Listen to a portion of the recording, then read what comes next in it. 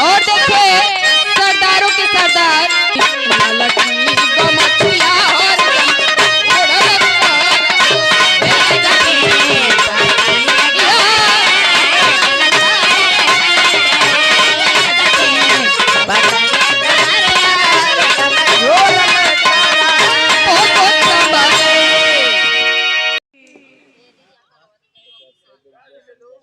प्रियंका स्नेही 5 minute तुरंत। आप 5 minute, आप लोग थोड़ा सा लगे रहिए। 5 मिनट 5 मिनट मौका दीजिएगा थोड़ा सा।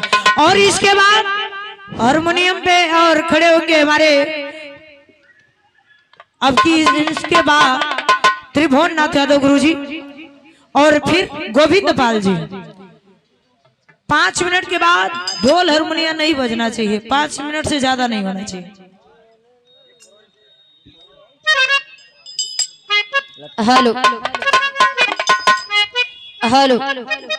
अच्छा साथियों, सबसे पहले इस पावन पवित्र ऐतिहासिक धरा को नमन करते हुए जहाँ तलक हमारा आवाज जात बा एक स्वर में सबके स्वागत अभिनंदन वंदन बा। पैर जी के आशीर्वाद की कामना रही कि हम उसी अपने कला में कामयाब रहे। अच्छा, आज बड़ी खुशी के बात बा।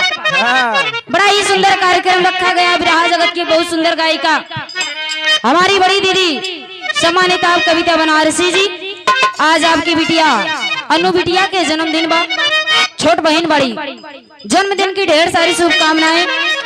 कुछ बोलने से पहले हम क्षमा चाहब कि ज्यादा समय ना लेते हुए एक छोटी सी गीत बजा दा, उसके बाद हम चलते हैं।